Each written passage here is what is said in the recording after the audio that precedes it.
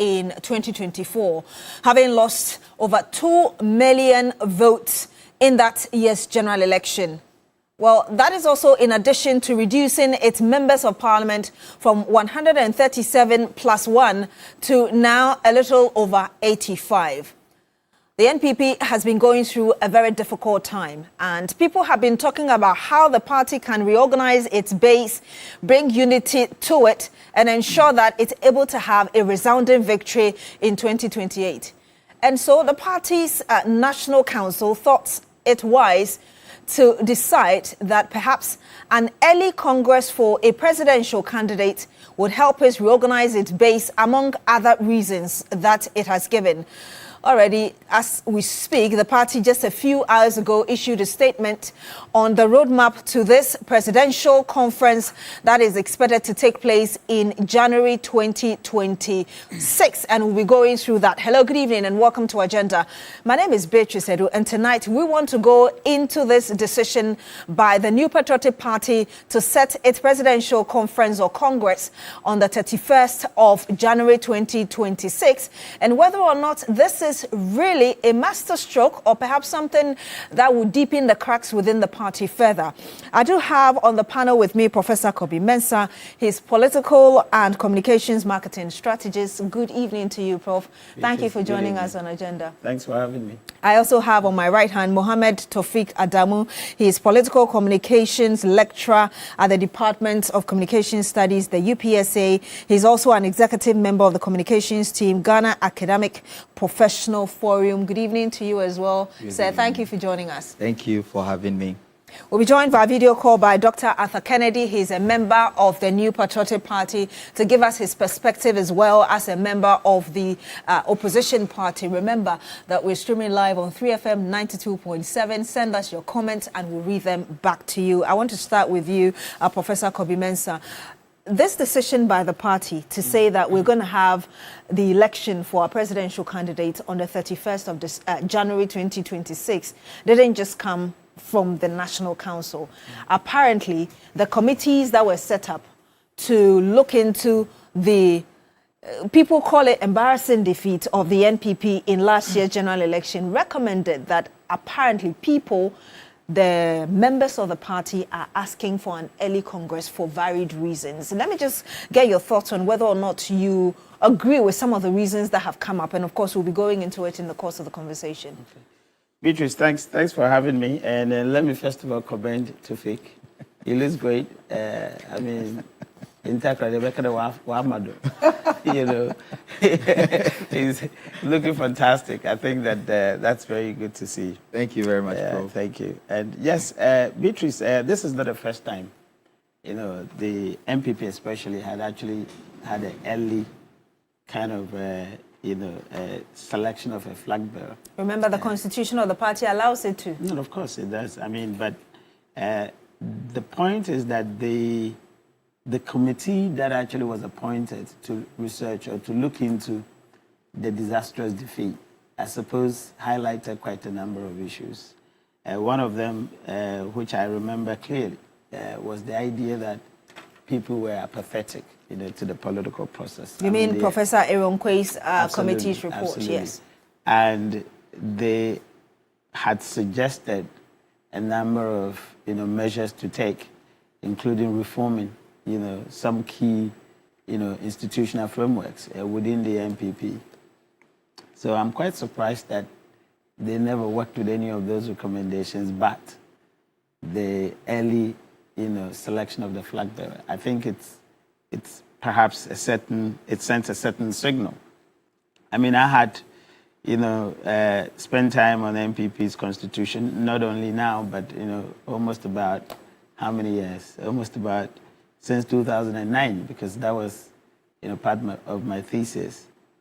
And it is clear that the party has certain structures that they're supposed to obey. And if you look at, one of the key... And if you could actually be wrapping up on your preliminary thoughts, so I can... I realize that Dr. Arthur Kennedy has joined us, so I'll be coming to him just when you land before I come to Tofik. Okay. So I will make a reference to the party's constitution. A very, Let me just have a look. Yeah, objective, the aims and objectives. 3, to win political power through democratic means in order to pursue the party's agenda. So if you talk about to win political power through democratic means, that means that from internal party organization, right from that word go, you want to ensure that certain democratic principles are adhered to.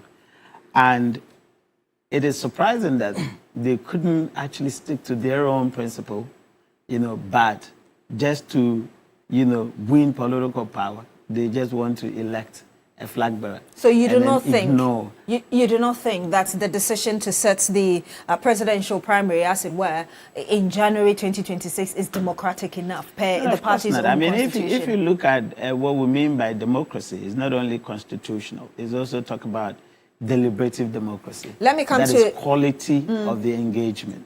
So when people have reservations, but you still push the agenda of electing a flag bearer, I think it's somehow, suspicious. It's suspicious. I'm coming to you, Dr. Arthur Kennedy. You're a member of the opposition New Patriotic Party, and I was saying earlier that the committees that presented the report to the National Council, one of the things we understand they said was that, per their own information, members of the MPP wanted an early primary, as in the selection of a presidential candidate. Are you one of those members? Good evening to your viewers. I am not. And it will seem, if they said that, I am sure that they are good men and women, their hearts are in the right place, but their brains are in the wrong place. I think they were consulting the same people they were talking to who were telling them we're going to win in a landslide. I think this is a very bad decision, doesn't serve the party well. And like the speaker said, it's anti-democratic because for general principles as well as even the party's own principles, that it generally does not make sense to select your flag bearer that early in an election cycle when the government that came in would have spent barely a year in office. The issues that will be salient in the next election have not developed yet.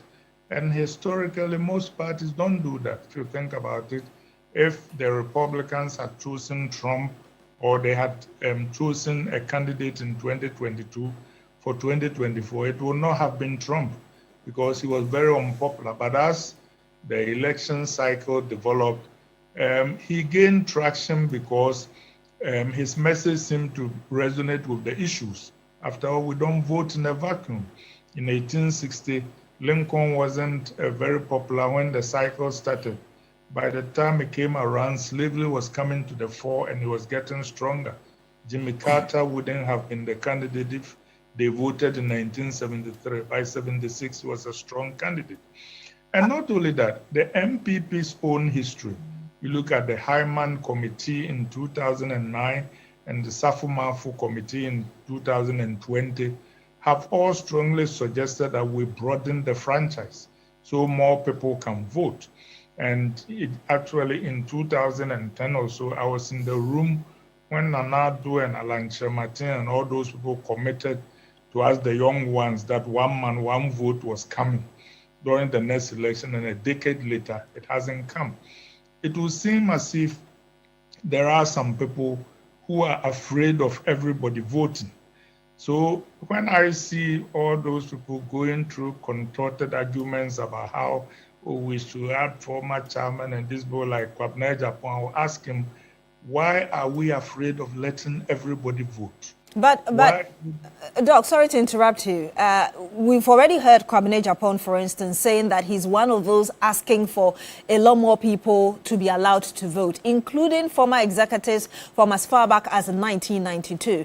And it is the reason the party has also decided to have that conference on the 19th of July this year, for instance. It's not the reason. If he was pushing, he should push for everybody to vote. Why is it that we can go through all the contortions of adding people from 92 and 94 and why don't we just let everybody who is a party member vote? That is democracy. The people you want to vote for you in the general election, I say let them vote now. And of course, in the general election, when people are going to vote, we don't ask them for money. We don't ask whether they can pay dues. Let's open it. Let's democratize it like the Americans do. As soon as you declare support for a political party, you are entitled to vote in its primary. Doc, let me get again this clarity before I come to Mr. Adamu. You're saying that the party should do away with the electoral college? Yes, everybody who is a party member or declares support for the party should be entitled to vote, just like they will be entitled to vote and we canvass their votes in general elections. But you just referred to the elections in the U.S., and the U.S. has electoral college. So is that not a contradictory argument you're making, Doc? No, I'm talking about party members who vote. It is the counting of the votes that involves an electoral college, and I can take you through how the electoral college works. But I'm talking about general party members taking part in the choice of their candidates, the same people whom we would canvass and ask to come and vote for us in general elections. That's what I'm talking about. And I'll come back to you, Doc. I want to get the view of Mohammed Tawfiq Adamu. And we've heard both Doc and Prof talk about the need to ensure there's democracy in this system. And if you look at the party's constitution, Article 5.2a says, the party shall be based on constituency, regional, external, and national organizations. Would you share the same view with them that they are jumping the gun? Well, and I don't think that the NPP is jumping the gun for very obvious reasons. And before I even respond to that, I would want to put on record that the Michael Quay report has not been made public, so I don't know where we are getting our sources from. Well, I'm even aware that the minority, per an interview one of the members granted, they haven't read the report yet, but at least there's one aspect that has come up, which is that there was apathy towards the NPP in the elections. Well, I think you don't need a rocket scientist to tell you that there was apathy during the elections. Quite a number of NPP supporters did not come out to vote. So the issue of apathy is well established.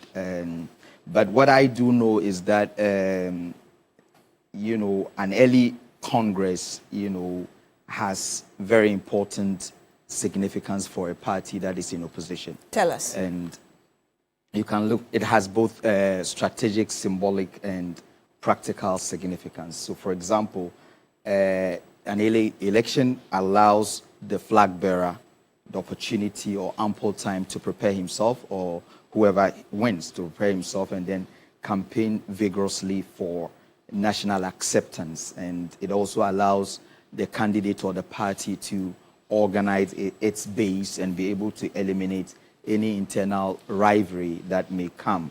And it also has the opportunity for the candidate or the party to deal with problems of factionalism and division within the party. So there are a lot of advantages that comes with early elections, and I think that is what the NPP is trying to tap into, and then maximize the opportunity and make it very easy for them to win the elections. Prof, do you agree with that?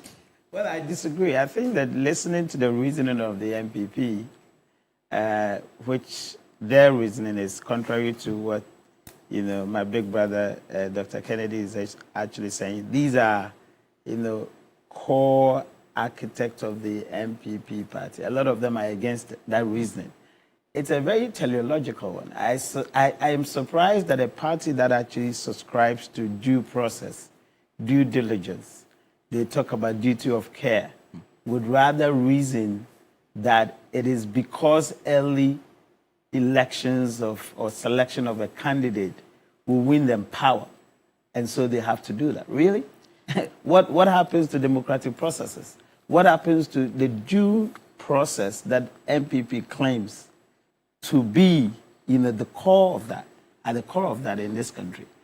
And I always, you know, marvel with this particular reasoning, because you see, in those days, and I can remember, I mean, when in 1992, when we were following as kids, Edu Boahen and co., you wouldn't even find such a reasoning from an NPP party.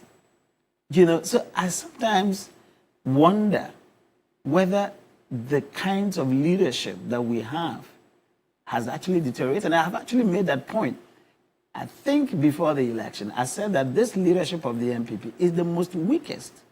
It's the weakest you have ever had, because one of the things that Justin Cody, I heard them, not particularly him, but I heard the leadership of the NPP say is that when they elect a flag bearer, they would have a stronger hold of the party. They could control the party. What about the chairman? What about the general secretary? I don't think that you can say the same for NDC, because you dare not actually sidestep a certain processes with Fifi Kwete, with General General Secretary in authority. You can't say that they wouldn't have. So for you to say that it is only when wait, just a minute. Let him land. You come in, and then I'll go to Dr. For you to say that it is only when you have a presidential candidate that you can have an orderliness in this party, tells you that the leadership is weak. And I'm surprised that they can actually have such I bet to differ, because you see, we have to be very careful not to create the impression that the NPP is trying to impose candidates on the party. That's exactly what they're doing. That's not what they're trying to do, with the greatest respect. It's a process, it's a democratic process, a very democratic process that you are making mention of. It's the process that the party is going to go through. The party has its own structures, and they are going to go through the same process. They are not going to impose someone on anyone. That you're going to elect police station executives. And in any case, when you go back to history, I think if there is any political party in this country that has imposed, candidates, on party, I mean, it's the NDC, because we saw what happened. Is this an NDC NPP thing, or it's about really what the NPP is doing, and whether or not that is what Ghanaians are looking for? So I am making reference to history, political history, right? Because if there's any political party in this country that has imposed candidate on people, I think it's the NDC, because which candidate did they impose? The late Professor Evans Atamils by the late President Rawlings. By which data are you referring to that? The election that brought Mills to contest the election the first time. It was a Swedrow Declaration. We call it Swedrow Declaration, where the leader of the party then, former President Rawlings, declared. No, it wasn't an endorsement. I don't think this is about, because there was no other candidate that contested against. I'm aware Mills, that before Professor Mills, nobody could do that, because the leader of the party, Rawlings, I'm aware that before Professor Mills was elected, there was a candidate in the central region. I'm told a lecturer that they were considering, and that person refused to do it. Yes, but again, I want us to establish the fact that this is not about what MPP did and what NDC did. We're just looking at... We're trying to put the argument in its right perspective because of some examples that were given. And I'm trying to say that that is not entirely the case, because if there is any example to make reference to, then it should be the NDC. So the import of that point is what exactly? So the point I'm trying to make is that the NPP is working within the scope of its constitution, right? The NPP is not trying to impose a candidate, on them. So let me ask you this question before I come to you for clarity, Prof, and then I'll come to you, Dr. Arthur Kennedy. The other argument is that the constituency executives and the other grassroots executives of the party, their mandates, they have a 4-year mandate. Sure. Their mandate expires in March. That those who have theirs, I think the regional will expire in May, and then there's another group of leadership that expires in July. So what is the rush in doing this in January ahead of these expirations? So these individuals are even supposed to be taking part in that presidential congress. Okay, so the National Executive Council of the party has within its own power to make these decisions, and so it is within the wisdom of the National Executive Party executive of the party, executive council of the party, to go for early election. And I haven't had the opportunity to find out the rationale behind it. But I can tell some of them to us. Yes. I can tell you that, whenever there's an early election, early Congress, there are reasons that lead to that. And part of the reasons are the ones that I read out to you. Is to organize or reorganize or restructure the party. Because if you look over the period of time, you could see that there are a lot of tension within, the NPP, I mean, who becomes the flag bearer, etc., etc. And you believe this is the way to deal with it? And it is leading to lots and lots of factions. I mean, you can look at the last elections that happened, and a lot of utterances made by certain, leadership, certain personalities within the party, according to the report that we had, contributed to the party's, failure in the elections. So I think it's in the wisdom of the party, in order to curtail or to curb these development, there's the need for an early Congress so that there will be a leader who would who unify the party and then allow the party. And I realize that Dr. Kennedy is reacting to it. I will come to you very shortly, but I want to get that quick reaction from you and with this question, because you still have a problem with the January 31, 2026 Congress. And I was saying that the party's constitution allows the MPP to do that. If you look at Article 12, and you said earlier that you've gone through the constitution, so I'm sure you're aware of this, that election of the party's presidential candidate shall be held not later than 24 months from the date of the national election. The date and venue for the election shall be decided by the National Council, an argument that Tofik was making. Yes, there's a caveat there that when the party is in power, it can be done within 11 months. But now it is in opposition. So 24 months, a little over 24 months, how huge of a difference is it? But not beside a prescribed, processes. Look, legitimacy of a process is in structures and in procedures, not in the bosom of a certain crop of people. But I don't think you can imagine that. You can imagine that. I don't think the party is saying that something is wrong. I don't think the party. We're talking about democratic processes. All right, the legitimacy of it. I don't think that you would be happy to hear Electoral Commission say, "Oh, this year." The electoral budget is too big. We don't have the money, so let's go with the register of the last elections. Would you be happy with that? The Constitution prescribes you to identify those who have turned 18 and others who are 18 and above, get them registered, get them check that their names are in the register, and then finally let them vote. I'm happy, Prof. No, wait. I'm happy, Prof. You're making mention to the Constitution. But that's exactly what you guys. I also want you to know that it is the same constitution of the party that allows for the National Executive Council to take that decision. He's not subverted anything. You have subverted the Constitution. Gentlemen, let me go to Dr. within the confines of the law. I'll come back to you. Let me go to Dr. Arthur Kennedy. And Doc, I know you are listening in keenly, but I want to get your thought also, in addition to your reaction to what the two gentlemen in studio here have already said. Somebody has expressed this opinion that, for instance, the Amendment Committee, and that's what I referred to earlier in the introduction, reported to the National Council that all the proposals they received from party members on presidential primaries were calling on the party to conduct early presidential primaries to elect a flag bearer, considering, quote-unquote, the extraordinary situation the party finds itself. The committee submitted that electing a flag bearer now makes him potentially the next president of Ghana in the eyes of the international community, political opponents, the business community, civil society, and the generality of Ghanaians. I realize Prof is laughing about what I'm reading, but Doc, what's your comment on it? Hogwash. In actual fact, in addition to constitutions, there are also conventions. 13.1 does give the National Council the right to set dates for congresses, but it also says that in 10.2 that the National Congress shall be the highest decision-making body. So that one is there. The decision that they made can be varied, but let's talk about first principles. When I talk about their traditions, dating all the way back from the time of the Rocha, generally, after a presidential election, the party executives need to go renew their mandate. And one of the gentlemen spoke about that all these party executives who are there now, their mandates are expiring in the next 12 months.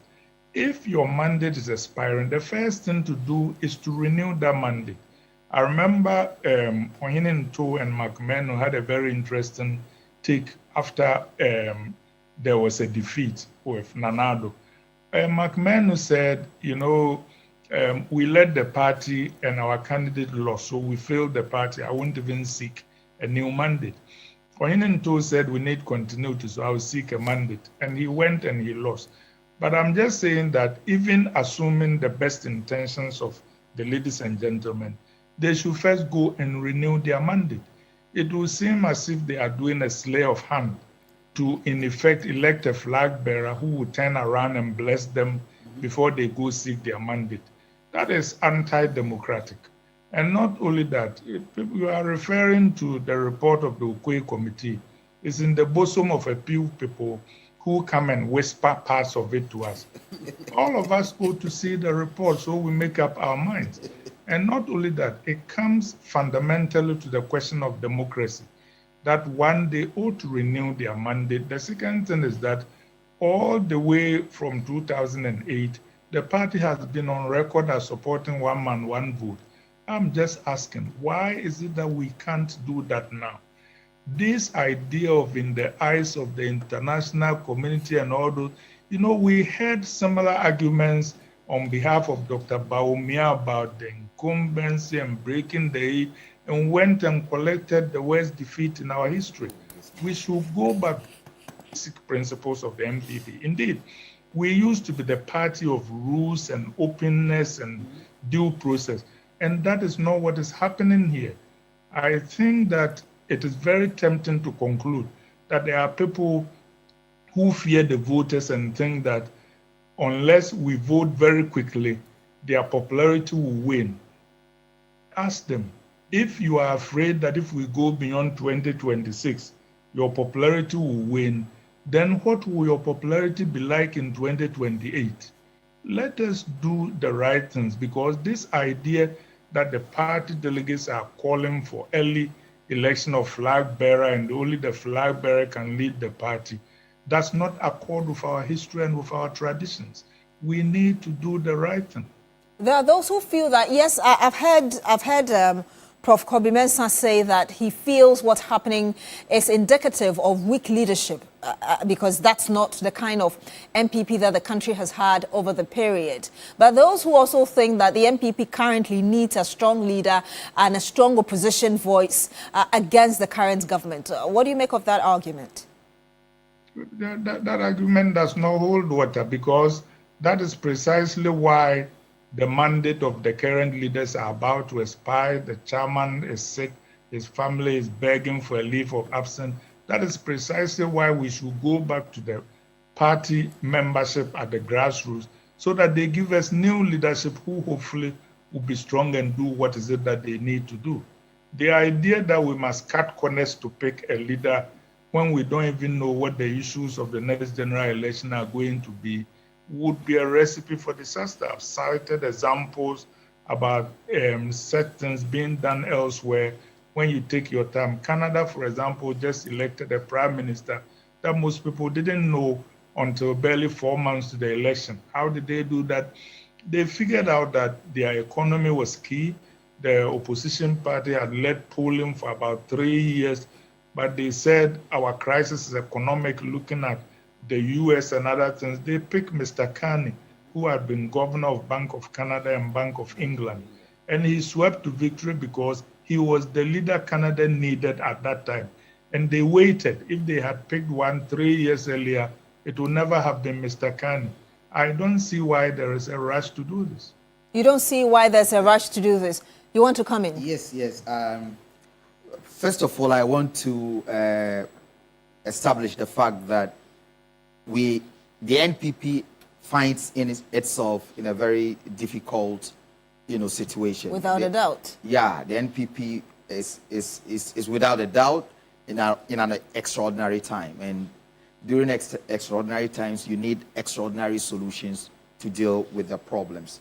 And so, if you look at the structure of the party itself, I can agree with Prof and Doc that the party structure is very weak, and What do you mean the party structure? As in, it's spelled out in the Constitution? No. I mean the current leadership. The current you leadership. Agree with the fact that? I agree, absolutely. And I think some 2-3 days ago, we held a press conference, the group, Ghana Academic Professionals Forum, and we scored the current leadership 42% over 100. Woefully, it's a fail. If I'm a lecturer, so I'm a lecturer, so I know if anyone gets anything below 50, it's a fail. They are nearing F. Yeah, they have to rewrite. Yeah, they have to rewrite. They have to resit the exams. So it's a fact that the party leadership, is weak. And so if the party leadership is weak, then there's the need to have solution to that. I seem to get contradictory remarks from you. You're agreeing in one breath, you're agreeing that the party's leadership is weak. Yeah. In another breath, you're saying that the party is in a difficult situation. What calls for extraordinary measures? Sure. These measures ought to be called for by the leadership that you're describing weak. Okay. So which point should we take? So the same leadership, the party leadership itself is weak, as I said. So people from the grassroots or people or stakeholders in the party are calling for reforms within the party to strengthen the party leadership, etc., etc. And so that's why they are calling for early Congress. But so that you do that first before you select. No, because of the timing. Because of the timing, the Constitution would not allow for to have to elect new leadership.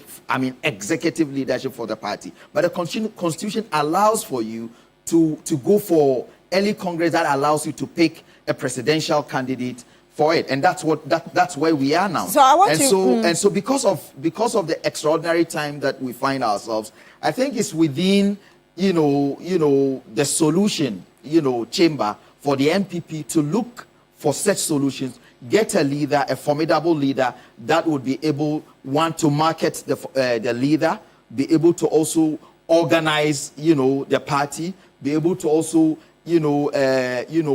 whip the sentiment of its grassroots, and also be able to market the leader itself in the elections that is just in front of us in 2028. And earlier I was referring to a statement that was issued by the party just a couple of hours before we came on air, and I want to read that to you. And it is titled, New Patriotic Party to invite all presidential hopefuls. Talks disciplinary action against Bono Regional Chairman and Mr. Kwame Bafo alias Abronye.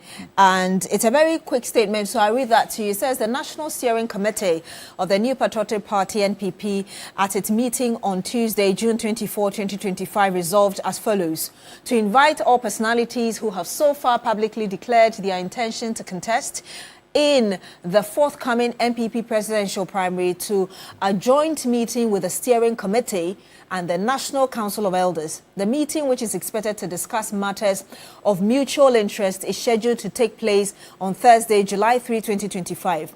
Refers the Bono Regional Chairman, Mr. Kwame Bafo alias Abronye, to the party's National Disciplinary Committee for breaching directives of the National Council, cautioning him to refrain from making unguarded public comments, direct the immediate cessation of all caucuses or associations of present and former party executives or government appointees holding meetings with presidential aspirants in breach of party regulations. The party wishes to once again remind members of their constitutional obligations to protect party unity, to abide by and publicly support the party's decisions, and to refrain from engaging in acts that threaten party cohesion. Having read this statement, and I want to get that quick thought from you before I come back to you, Doc, don't you think that this should be the primary focus of the party instead of the election that it is talking about in January? Oh. Electing a presidential kind of leader of the party is far important. As for disciplinary than issues, dealing with the cracks in the party? No, these are not cracks. We have to be very careful with our choice of words. These are not cracks. These are disciplinary issues, and it happens everywhere. Okay, even in our homes, there are disciplinary issues, and then you need to take action. So I think the action that the party is taking on Abronye, it's a call in the right direction. So let us not divert, the argument, the issue. The issue is on electing a flag bearer for the party. It is not about disciplinary, issues. I mean, a lot of the parties have gone through this process before, as far as, disciplinary, issues are concerned, with its political parties. So the issues are different. We are looking at electing a flag bearer, and we think that going for early Congress is in the best interest of the party. And I want to quickly respond to Doc when he spoke about expanding the electoral college. He said he should actually clear it. We don't need the electoral college. Yes, I mean expanding voter membership, allowing people to vote. I think it's a process, because as a party, before you can open, your doors widely, there are structures you need to put in place. One has to do with biometric registration of your membership of the party, because there are also criteria for who votes, in every party, including the one in the United States of America, Doc is making mention of, and all advanced democracies. So there's the need for the party to have, a robust, biometric data in place, so that they can open, the voter membership for all members of the party to do that. But as it stands right now, the reality is that the party doesn't have that in place. And so it becomes a bit suicidal for the party to open, its doors for people to vote. But I think the party is working towards it, and they are very close to getting that biometric, database in place. And when that is in place, I believe that the NPP as a political party believes in democracy, believes in transparency, etc., would allow the party, or will allow members to come in and then, cast their votes. I hope Doc is still on the line with us. Doc, I'm wondering what your thoughts are regarding what Mr. Taufik Adamu is just saying, and even your thoughts on the statement I read from the MPP that came in just some few hours ago. Let me begin with Mr. Taufik. We are talking not about a weak leader, but weak leadership.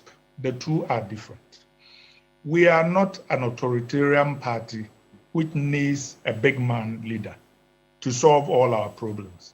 Sometimes our active leaders are in the regions or in some key constituencies.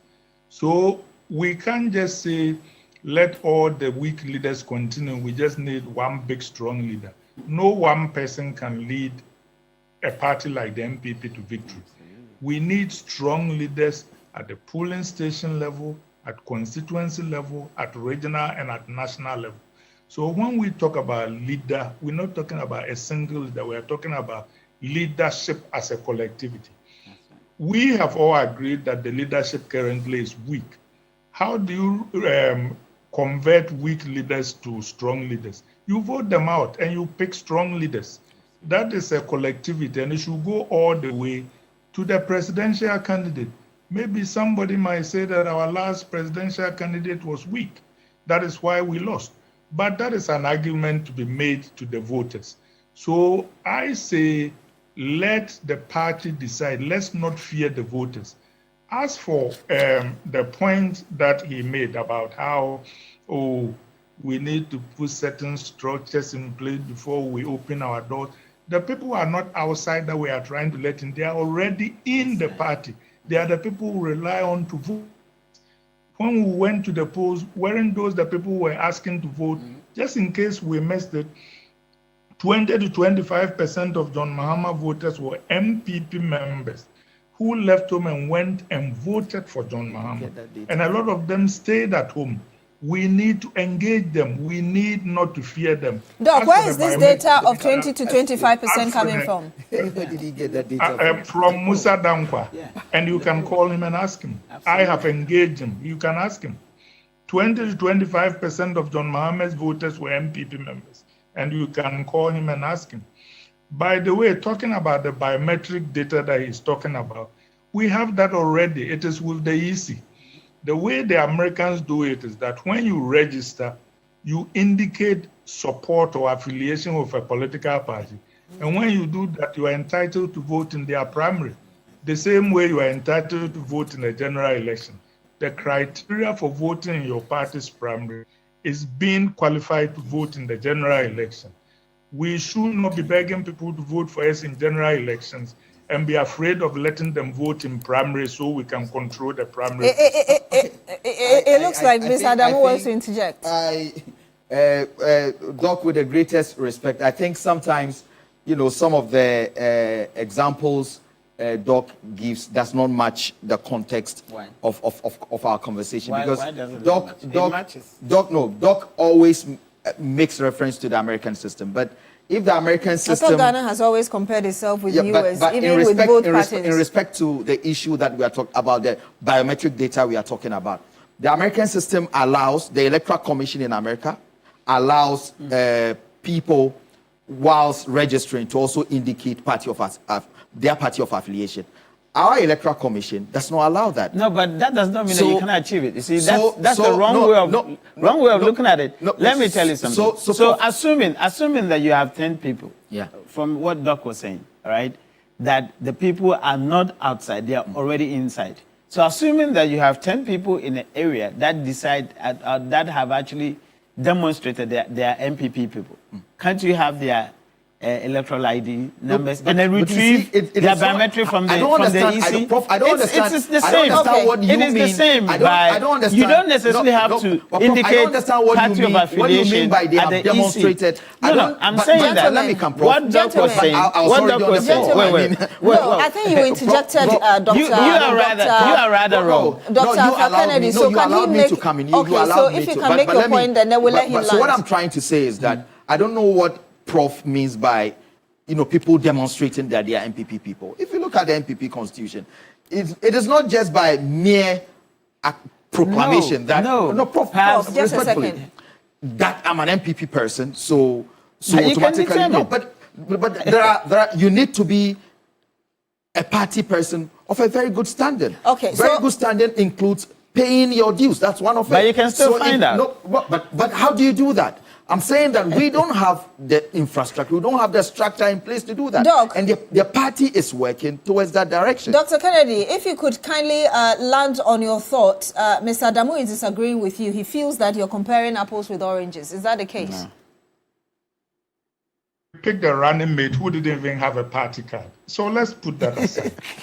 I am just saying that if, for example, we agreed, and I'm not saying that this should just even apply. Please let him land on his thoughts. Please let him land on his thoughts so we can make progress. No, I think we need to think. Yes, but I think we need to also make progress, respectfully. If Doc says that you pick a running mate who doesn't have, I think you should have called it because this is a running mate.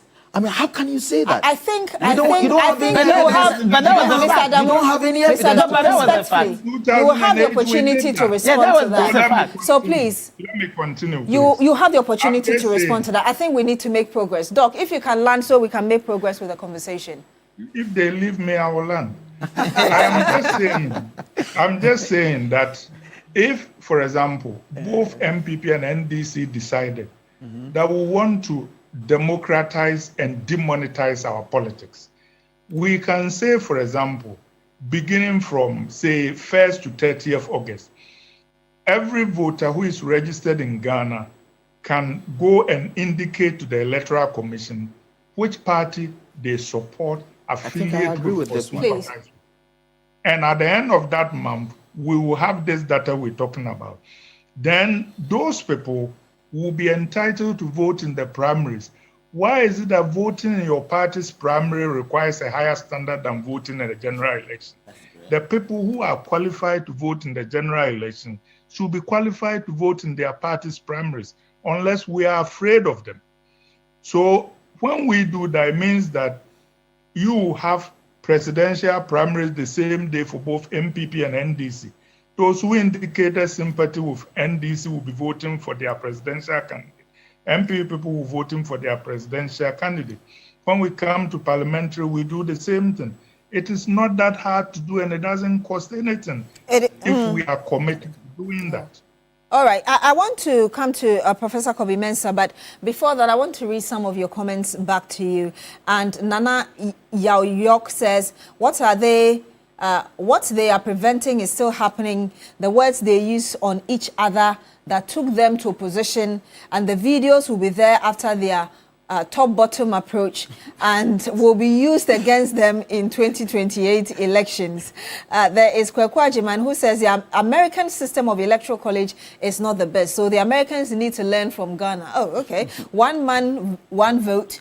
So just stop the comparison. So I guess that's directly to Dr. Arthur Kennedy. There's Awal Murph. He says, Doc is tickling himself. LOL, you mean 20 to 25% MPP voted for John Dramani Mahama is false. MPP always depended on floating voters. There's Jay Panthers. Where from this man with the green juju? Okay, so I think he's talking about Mr. Damu here. Foga Nukunu also says Mr. Damu doesn't even know what he was saying. I will go to those who brought us messages earlier. Kwame Jandu, I hope I got your name correctly, says, I thought people who wear suits were, okay, enlightened. He doesn't seem happy with Mr. Damu as well. And then I'll read again. It says, what has a Swedro declaration got to do with this? Okay, he's using the word, I'm sorry, I can't read that, being exhibited by this weak MPP leadership. Prof, just your thoughts and then we'll move on very briefly. Yeah, yeah, so you wanted to come in earlier, but I mean, before you do that though, let me ask you this question about what we know in terms of the data, that Ghanaians massively voted against the MPP in the 2024 general election, massively because of the economic issues that they thought the party was coming to deal with. Sure. And if you look at the party's own constitution, and I'll read it again, Articles 2, 8, and then 13 say, I will read first the 2, 8, to ensure that the wealth of the country is not monopolized by a section or particular area of the country, but is fairly shared and enjoyed by all, in particular to bridge the present wide gap between the urban and rural communities and also improve conditions in depressed urban areas of the country. That's 2.8. If you go to 2.13, it says to manage the economy of the country with efficiency and prudence, guided by the consideration of the national interest. They never did. Obviously, they never did. I mean, I have actually argued that since 2008, when former President Atta Mills of blessed memory actually brought in the young people in the NDC had changed image. In fact, they have swapped image, with MPP. Those days growing up, and that's where we have the men came in. Yeah. I remember President Kufuor clearly when he was questioned that he hadn't been successful in his enterprise. He said that, but he's not the only one who is going to govern. He has the ability to actually bring in quite a diverse people who can actually perform. And that's where we have the men came in. So in those days, you can literally, when we're young, you can literally stand on your feet and mention not less than 10 MPP people who were stellar. You can talk about J.H. Mensah, you can talk about Anado himself, you can talk about President Kufuor, you can talk about Selby. These were people who were leaders of the MP, and each of them could be a presidential candidate. You can imagine the way Kufuor could pull these people together, these egos. I mean, I remember when I was in secondary school, St. Augustine's College, and then you hear Sikalele man, Hakman Owusu-Agyemang coming to campus, and all of us have lined up to see him. These were heavyweights, all right? How many of the MPP leaders can you count on your fingertips right now as I speak? The party was reduced to 3 names: Nanado, Free SHS, and Baumia. Beyond that, you couldn't remember anybody. So clearly, since 2008 onwards, this party had become personality dominant as opposed to collective. And that's what Dr. Kennedy So let me just get your thought very briefly. The reason MPP has retrogressed. the You reason have to accept that. the reason Weak I asked, leadership, weak reasoning, and weak solutions. Prof, the reason I asked that question was that knowing that this is not hidden from the party itself, that a lot of Ghanaians were expecting economic progress, especially with your vice president who actually campaigned on the ticket of the MP of the economy for the party to be voted into power in 2016 and starting the government in 2017. They felt that this was the major reason you lost. So perhaps you should be presenting to Ghanaians what strong economic plans you have, either to make the country better, move it forward, or solidify what is currently being done. Yeah. So with the management of the economy, I think the NPP has said, and even Dr. Baumia himself, the then vice president and the running mate, they've counted some of the reasons why, you know, the economy wasn't in its best shape, and the NPP do admit that we had very difficult time, and there were reasons to that, and we had issues with the international. Not difficult, that they were reckless. We'll have to be wrapping up shortly, and I need to go back to Doc. So if you could kind they of were reduce the reckless. interjection. They were not Prof, reckless. if They have been reckless with our economy. No, they were not reckless with the economy. Please finish. They've been and then- deliberately reckless. No, they've not been. I mean, they've not been. Prof is heckling me. I know why you're doing that. Respectfully, please. So there were issues that led to that. We all know about Russian-Ukraine war that accounted Hasn't for. it But been it was still going on. over-dramatized? It hasn't. Prof, respectfully, please let him land, because I need to go to Dr. Kennedy. There were international issues, you know, that also had effect. But the argument on the is that Ghanaian there were economy. other And- countries of the world experienced the same COVID. So but how we had come di- it hit Ghana? but we had different economies. I mean, we had different So it economies. means that if you didn't have a if good economy we in the had first place. I would love it. I would love it if you will put this conversation in its right perspective. Look at NPP-led economy in its first term. I mean, from 2020 to the first term of Akufo-Addo, and NPP's economy in the second term of Akufo-Addo. I mean, vast difference. You could before COVID, the economy was doing fantastic. So just a brief question, And- Prof, please. Just a brief question before I go to Dr. Kennedy. You're disagreeing with the fact that Ghanaians voted against the NPP because of the economy. You disagree with that? I agree with it. So then what's the point you're making? I accepted that. I told you that, yes, there were issues with the economy, and even the then vice president and the leader of the party did admit that there were issues with the economy. And I'm telling you that it just didn't happen. Okay.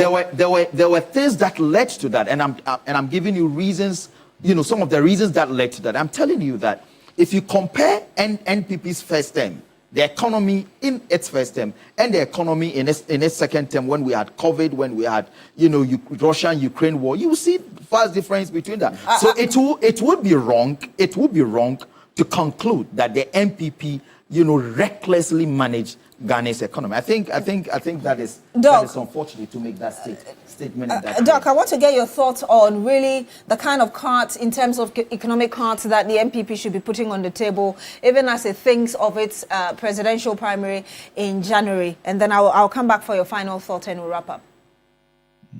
The first thing is that they should stop thinking about a presidential candidate and start developing policies. So on the economy, for example, I think that it is very telling that President Mahama had a national economic summit or forum, and most of the speeches were read from Senchi. Nobody who is serious would discuss Ghana's economy without discussing the diaspora, because the amount the diaspora sends home is more significant than direct foreign investment and from the Bretton Woods institutions.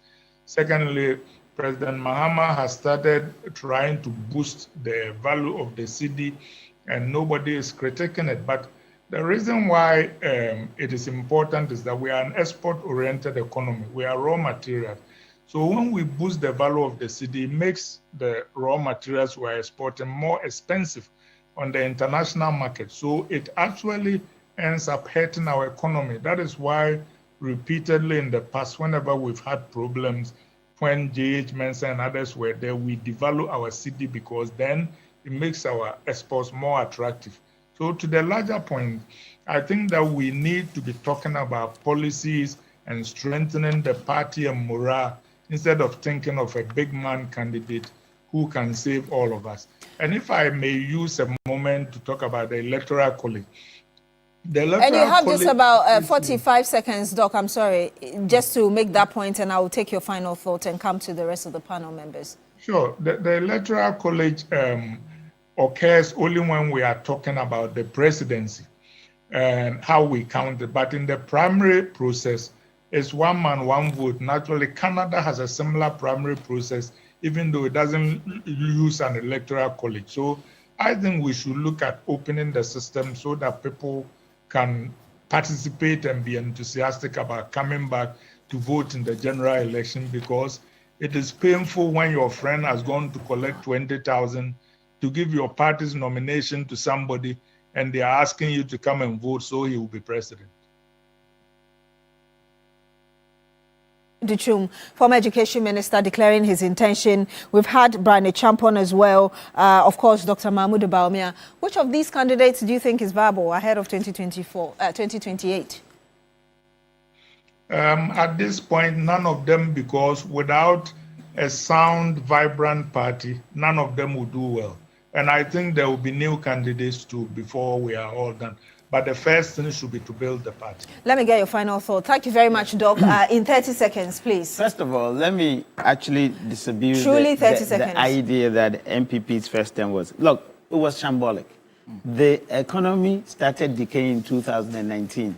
Don't forget, the early years of Nana Addo was okay because there was an IMF program that actually restricted them from misbehaving with the economy. Prof, we need to wrap up. So if you clearly, the party has actually done badly throughout. Now, in terms of policy, the policy credibility of the MPP has also weakened because obviously you did the DEP. The symbolic implementation of the free SHS actually takes every, kind of belief that people had in MPP. In 20 seconds, please. I think we need to wrap up now. Okay, so...